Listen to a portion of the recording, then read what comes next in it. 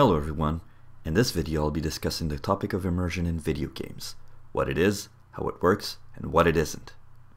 Most people who play and read about video games have come across the term immersion, most likely in reviews. However, video game critics and journalists usually don't bother defining what they mean by immersion. If one were to compile the instances of the word, you'd quickly find out that the way most journalists use the word is incredibly hackneyed. That's not to say that journalists are stupid. It really isn't their fault. The main problem is that existing literature on the subject cannot reach consensus. That's where I come in to make sense of this whole convoluted mess. Some say it's impossible, but I'm convinced otherwise, but not without making me sound like a pompous, pedantic jerk. The concept of immersion started to fill the pages of articles pertaining to virtual reality. It's only a bit later that the concept was then repurposed for video games. The origin of the word immersion takes after the metaphorical imagery of being submerged in water being mediatized elements.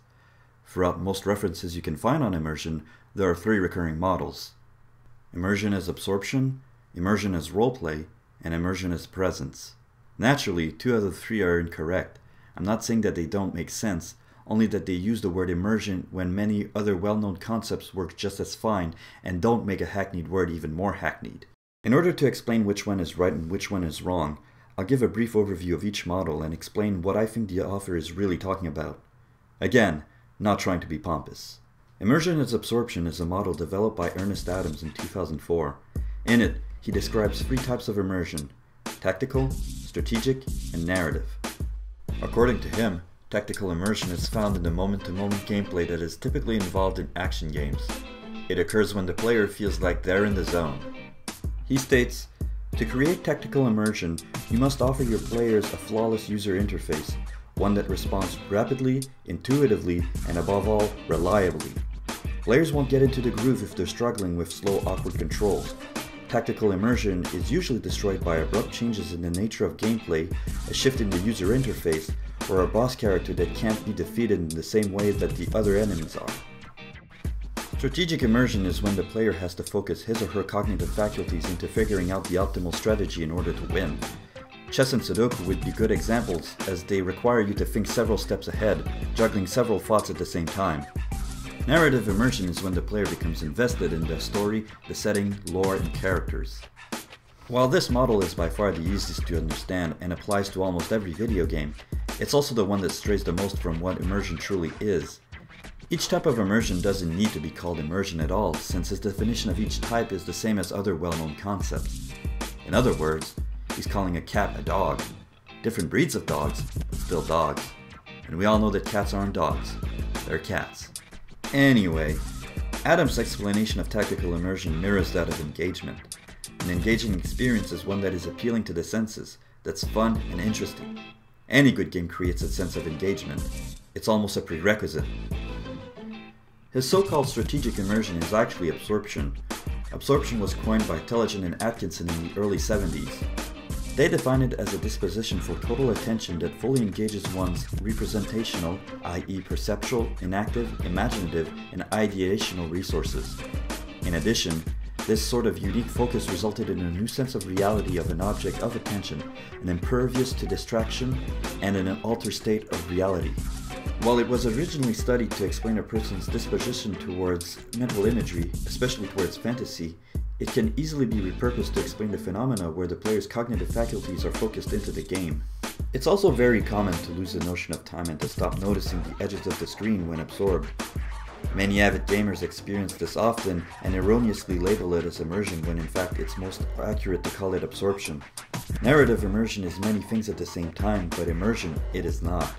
There are a few concepts that come into play in order to get a player invested into a game's story.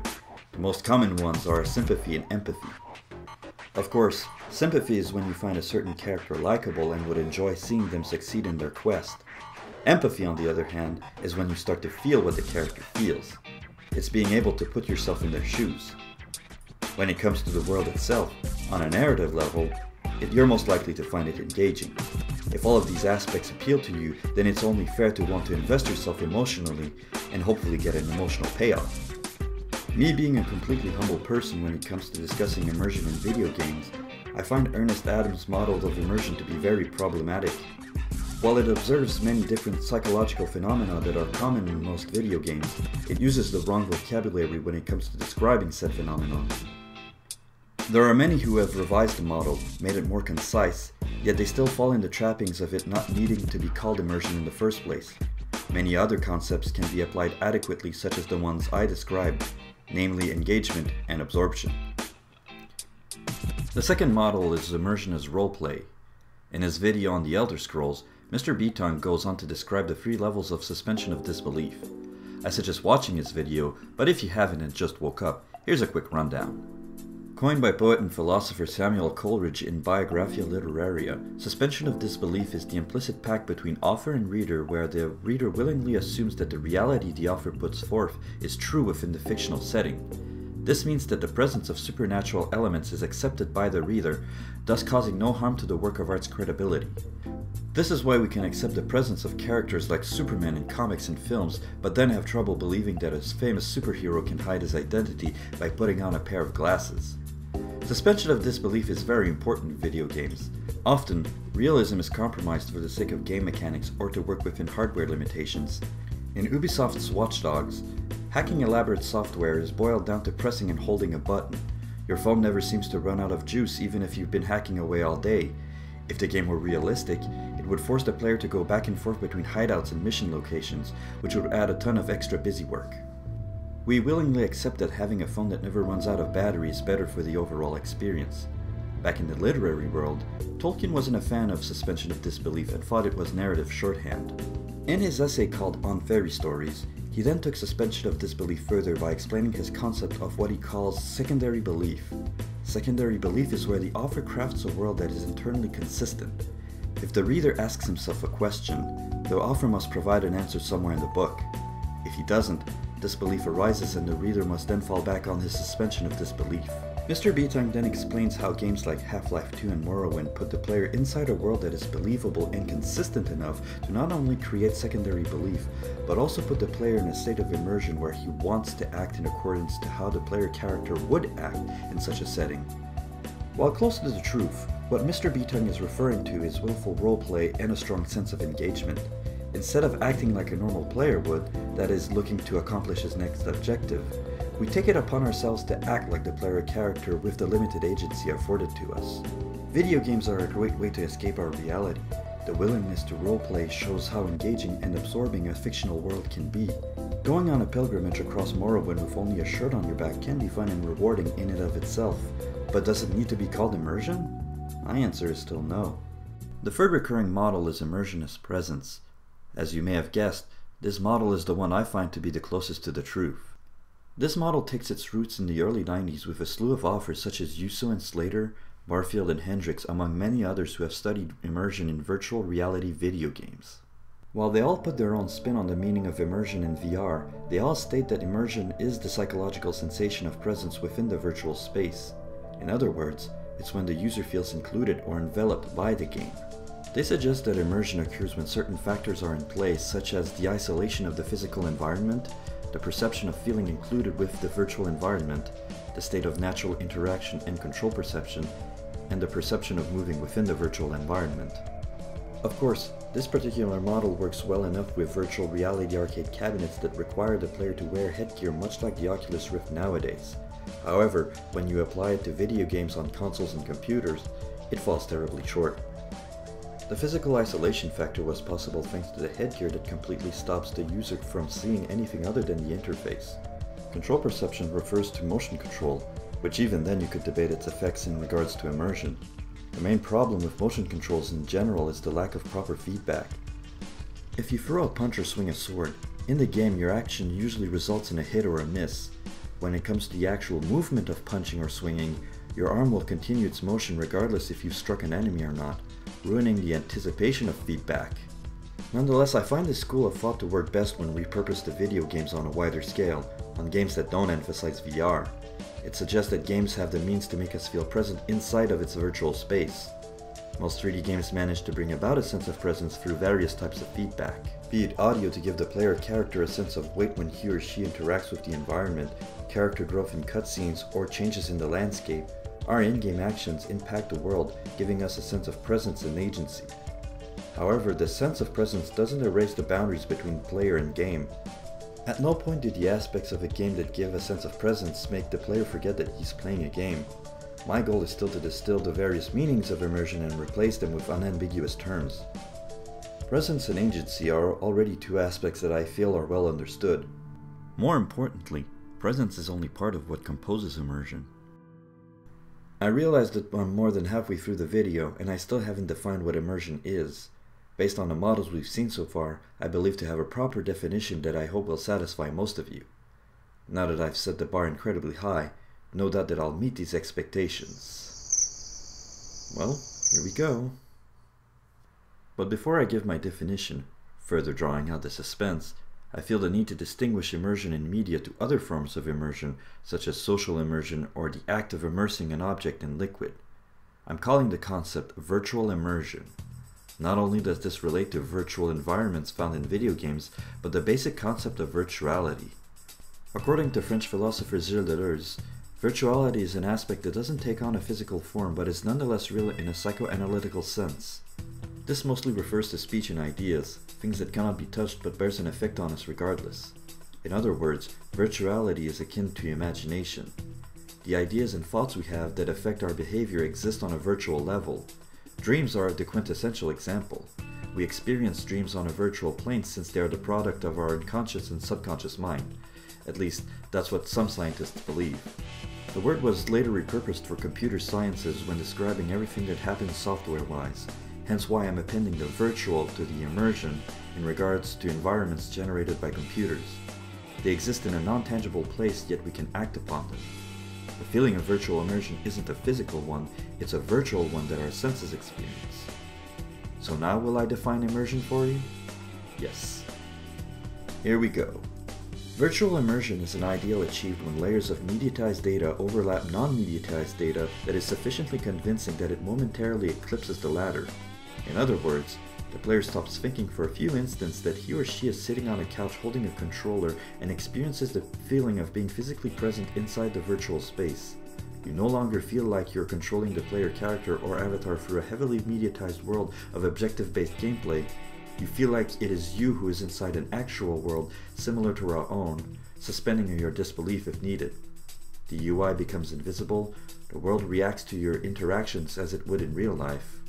The game is no longer a game, it's reality. Going on a tangent, this ideal is also shared by not only developers but also players and anyone who can appreciate art really. The fact is, once engaged, the typical spectator has the unconscious hope that what he or she sees is a second reality. When most people say that this or that broke their immersion, it's incorrect because it's very unlikely that immersion even occurred. What they're really talking about is verisimilitude, something that apes reality. Most want to initially believe that any work of art is perfect, but when faced with its imperfections, we are reminded that it's all a fabrication that a group of imperfect artists have put together. So in reality, when a character says something stupid or you notice a patch of low-res textures for example, it reminds us that we're playing a game, not peering through a window into an alternate reality. It's the work of art's verisimilitude that's broken and takes you out of the experience. For immersion to be broken, there needs to be immersion in the first place. So alright, tangent over, going back on track. While my definition might seem unachievable with current video games, it is possible. Extremely rare and unlikely to occur, but possible, and I'll explain how I think it works. In my model, there are two operating mechanisms, presence and immediacy. Presence is already a big part of existing literature. Immediacy, on the other hand, relates to a mediatic interface.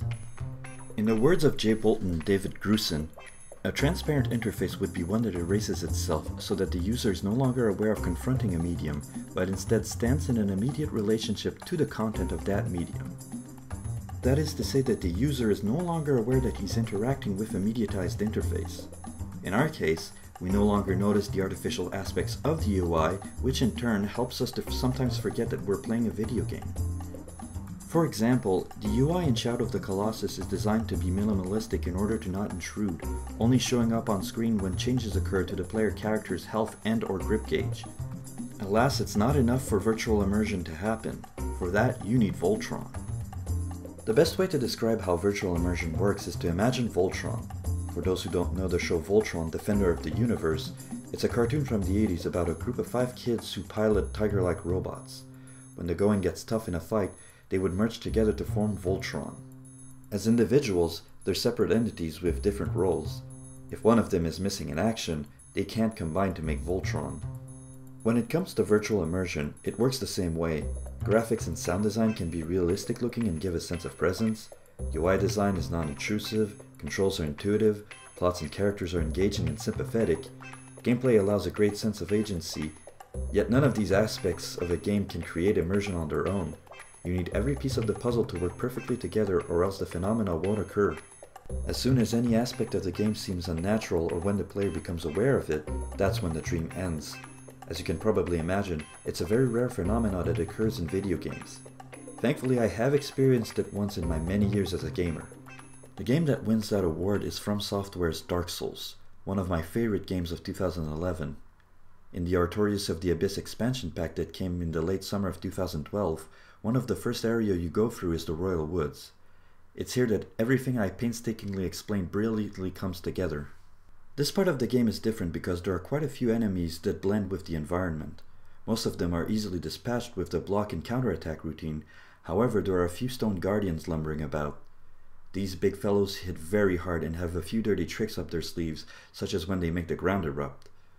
Unless you're a pro at Dark Souls, your best bet is to try and avoid fighting them altogether because you will get crushed. Seeing as they don't stand out amidst the environment, you have to take your time, stand still and carefully examine the scenery. Unlike the rest of the game where the fighting occurs frequently, forcing you to look immediately at the surroundings of the avatar, this part makes you look past the avatar and look past the HUD. The absence of music and the sound of wind rustling against the leaves, the rushing river and the occasional groan by enemies creates an atmosphere of contemplation similar to being a vulnerable animal trying to sneak past a pack of predators. The avatar's movements feel heavy and responsive. When you're spotted by enemies, they walk towards you, giving you time to brace for battle. Like I said, it only lasted a few moments, but the first times I had to traverse Royal Woods, it all came together like Voltron. I felt like it was me having to scan the surroundings for enemies, sneaking around in a mystical forest. As soon as I noticed the feeling of virtual immersion, I was out of it. I revisited the area several times afterwards, hoping to feel immersed once more, but expecting it to happen again was enough to prevent immersion from happening. If I compared virtual immersion to a dream earlier in the video, it wasn't for naught. Dreams share the same fragility as virtual immersion. When we become aware that we're dreaming, that's usually the moment when we wake. Virtual immersion is an ideal that current video games try to achieve, but rare are the ones who manage to realize even a few moments of it at a time. Even today, virtual immersion is still only a dream, and dreams are the only place we can feel true immersion. Perhaps new technology like the Oculus Rift will bring us closer, but only time will tell. For now, be mindful of what a video game can make you feel, as there are a lot more concise terms to use when it comes to describing them. If people continue to use immersion all willy-nilly, we unintentionally dilute the meaning of the word into meaninglessness. Video game studies are still a burgeoning field, and we need to diversify our lexicon in order to develop new tools of analysis so that the field can evolve. I'll be paying attention to feedback and will probably post an update later on this topic. Hope you learned something, and thanks for watching.